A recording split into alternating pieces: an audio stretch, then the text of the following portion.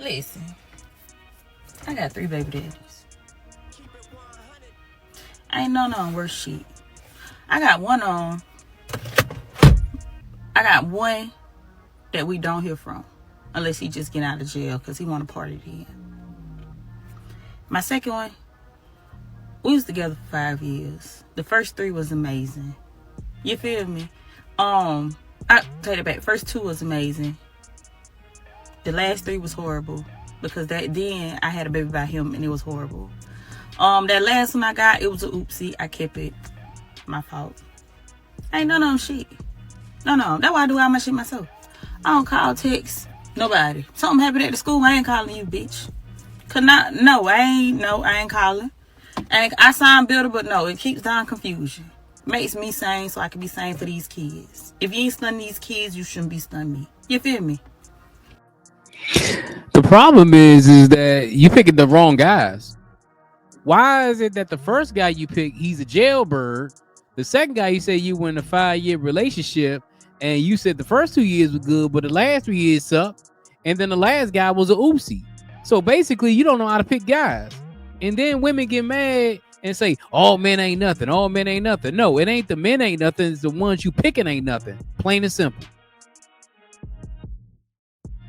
First, I think like we need to break some things apart here. So first of all, Black women aren't strong because we woke up wanting to be strong. A lot of times, the Black man is absent from the home, whether it's because he's arrested, he's dead, or just sleeping with everybody. So, like a lot of homes don't have a man, don't have a father. So, what are we gonna do? Just like roll over? No, we gotta become everything that our children need. So, a lot of like women that are very strong, and it's inherited now because it's kind of like that's what we saw our moms doing. So now, what are we gonna do when the man walks out? We have to provide for our kids. So we have to be strong. We have to be mom and dad in a lot of situations. So I think like, yeah, we can say we shouldn't walk around like being strong, but we have to be. I mean, I understand why women say they have to be strong, but also it comes back to the thing of picking the right man. See, a lot of times women be like, well, the man that walked out of the house and the man ain't did this and the man ain't did that. Over 50% of Black men don't have kids.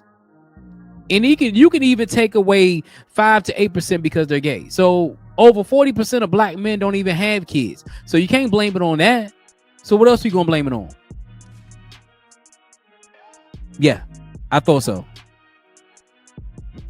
Fresh, like older men. I think it was like maybe 42 at the time because they had money. How old were you guys? Like 18. We was in college. We was like a freshman in college. One day she was like, I gotta go up to Kasha Haka Marriott to meet this guy who can give me some money.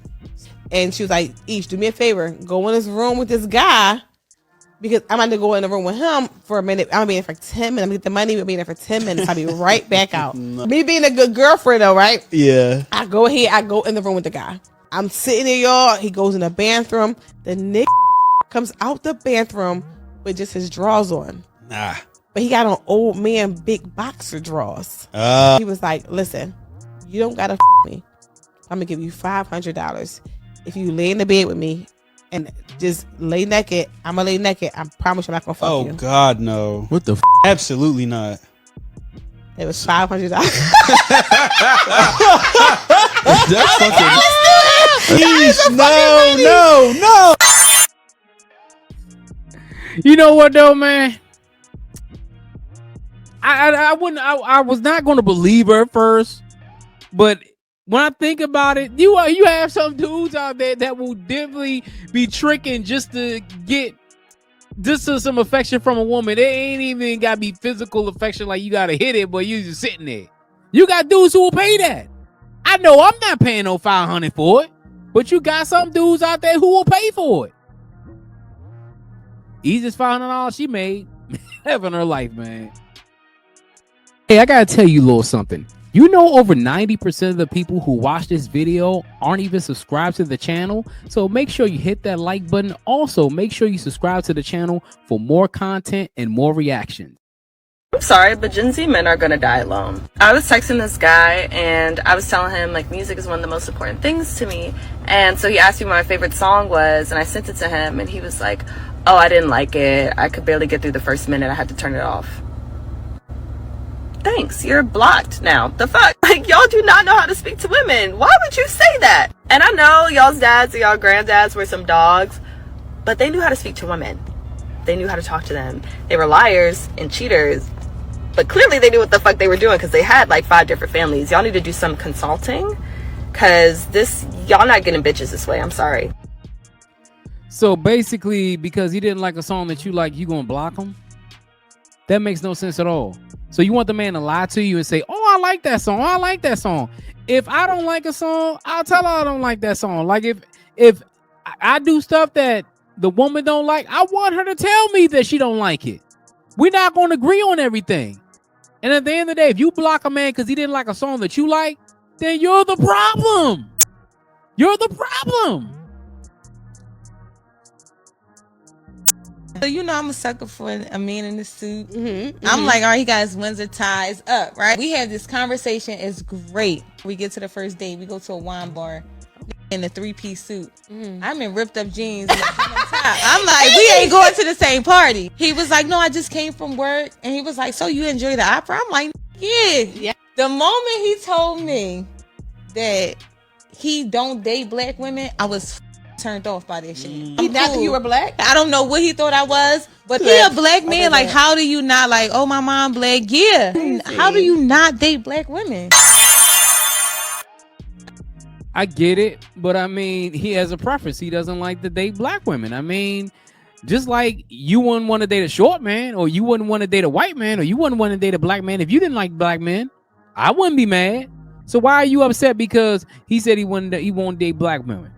I mean, it's just a preference. Some guys are into that.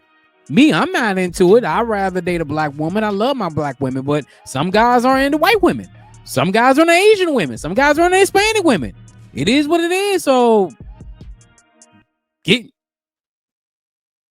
I can't, man. My dad had the most confused and disgusted look on his face. Me and my sister had a conversation with my dad about a week ago. We were just talking about dating in today's world, and we brought up the conversation about 50-50.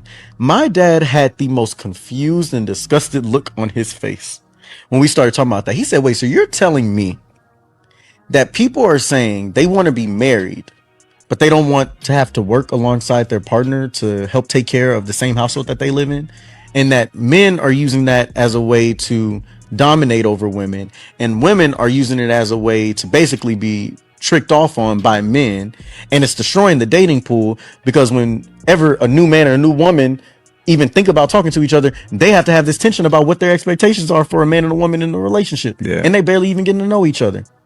And if they're not showing the characteristics for somebody who's not even their husband or their wife, then they're not good enough, and this person ain't a man, or this person ain't a real woman. My dad said that's just disgusting. Yeah, that doesn't even make sense. Do people not know what a real marriage and how it works? And I said, no, they don't. And I said, Pops, you got to remember, me and my sister, we grew up seeing y'all. Yeah, we grew up seeing you working and being the breadwinner for a long period of time, and then and my mom not being the breadwinner, but y'all working together as a team, and then we experienced you losing your job and my mom having to be the breadwinner, and how y'all still worked as a team. We saw the challenges of finances, how you shielded your kids from it, but as a team you fought together. We saw how when you couldn't go into work, you made yourself an asset in the house in so many other ways. Yeah. We saw mom never belittle you as a man, but you still empower her and take things off her plate because you knew that, okay, now that I have more time, I'm gonna cook these meals. We saw y'all work as a team. And so that's the standard of what marriage is supposed to be, is teamwork. Yeah. Doesn't matter if he's paying all the bills or not. It takes two. It's never a 100-0. Yeah. It is always a blend of something. It's always going to take two people to make it work. But when you haven't seen it, you will chase trauma. Yeah. You will chase toxicity. You will chase every single thing that makes the inner child in you that's scared feel safe. When what that inner child in you really needs is for you to go deep, address those traumas financially, so that way you can show up to somebody as a whole person that's ready to love them for who they are. And that man doesn't have to feel tied down to what you think he should be doing for you. And that woman doesn't have to feel tied down to how much money you feel you have to bring in to be good enough to be a husband. Yeah.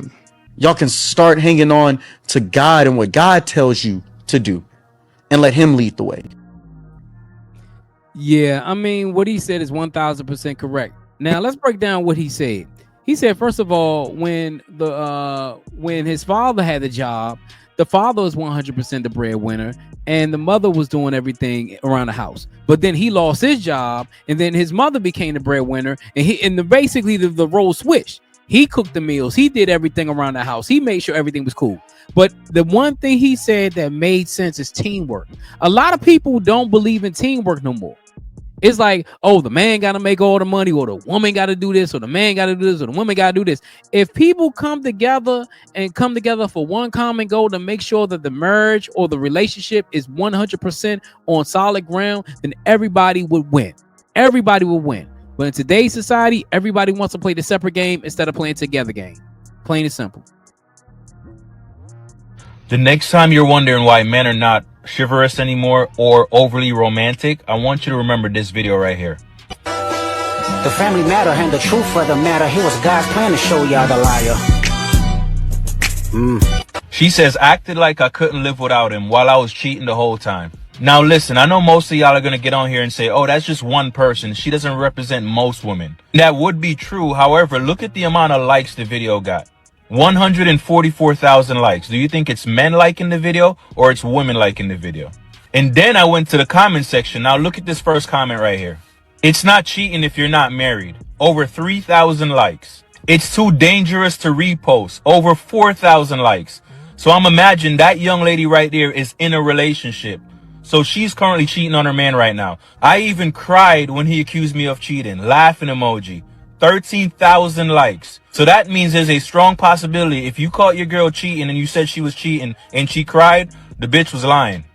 Michelle was one of the few women on this comment section that pointed out the whole like behavior where she said it's not a flex. How many likes did Michelle get? 25. And y'all want men to think that y'all are loyal. Yeah, all right.